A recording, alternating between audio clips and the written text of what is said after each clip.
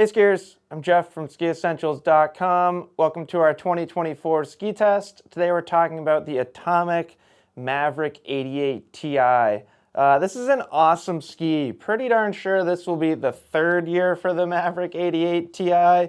And no changes to it structurally or from a shaping perspective, but we do get what I think is the best Maverick 88 Ti graphic that we've had yet. I really like kind of the dark top sheet with that bright orange sidewall. But anyways, a little bit superficial to start talking about graphics.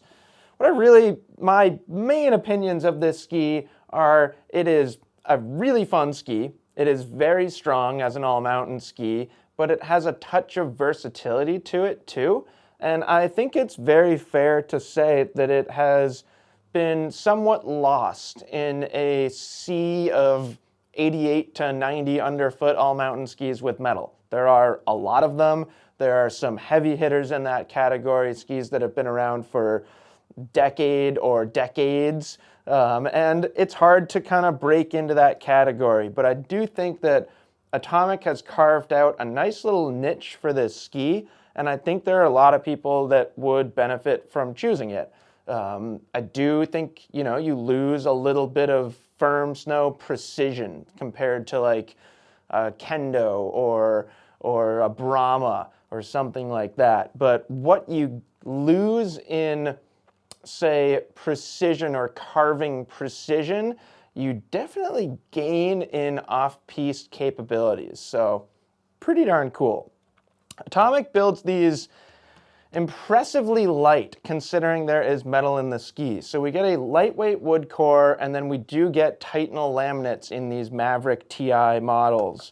And it's pretty impressive. So I'm gonna throw this thing on the scale. This is a 184 centimeter length here and 1,787 grams. So really, really lightweight. So if you're kind of like looking at ways to differentiate this ski among that grouping of 88 to 90 or low 90 underfoot skis, there's a way to do it right there. So this ski has metal in it, it's got a great wood core, and we're still sub 1,800 grams. Still really, really powerful, strong ski. Like that is a strong flex pattern, and you do get the vibration damping of that metal. Shape is kind of where things get a little bit interesting. I don't think it's too crazy of a shape, but there are some notable things about it to point out. Quite a bit of camber underfoot, and then relatively long tip rocker for a ski in this width range. If you were to put this right next to some of those skis that I mentioned, you would notice that this has a little bit more extended rocker. This kind of falls more into the construction side, but you'll notice that orange sidewall that I pointed out at the beginning of the video, it ends right there. So this portion of the ski is cap construction. So not only is it rockered, but there's also a little bit less torsional stiffness through this very end of the ski. Tail's a little bit more straightforward. There is a little bit of rocker back here, but not much. And there is a little bit of early taper in both the tips and the tails as well.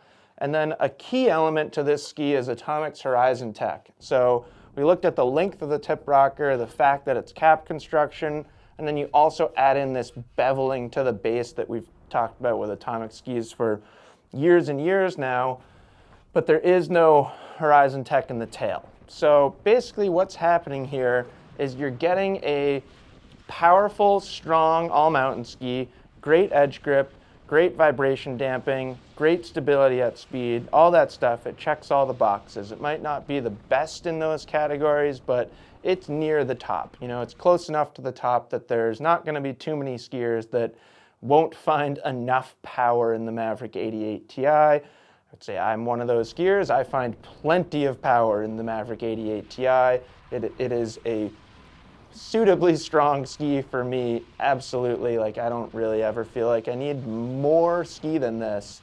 And then with that tip construction and shape, you get a lot of versatility. So the ski's a little bit friendlier in moguls and trees, or if you're making kind of short skidded quick turns on the side of the trail, than those other skis that I mentioned, or really anything that's heavier, that has more extended side cut and less rocker. So it's really cool the way that Atomic has built so much versatility into this ski. It's also nice that at that weight, it's not overly fatiguing, both through skiing and just like the whole process of skiing. So carrying them around is a little bit easier. They don't feel as heavy on your feet on the chairlift, and all those little things do add up to a change in just overall skier experience. It's really cool. Like it's a fantastic ski. It kind of pains me a little bit when manufacturers come out with skis like this. We get on them, we test them, we're like, those are incredible, and then you don't really end up seeing as many as you would think. So that's kind of the story behind these Maverick skis, and who knows, maybe we'll start to see them catch on a little bit more. I would say kind of the same thing happened with, say, the Armada declivity line, and you're starting to see more and more skiers kind of gravitate towards those the longer that they've been on the market. So that's the Maverick 88 Ti from Atomic. Let us know if you have any questions about it, and we'll see you out there on the slopes.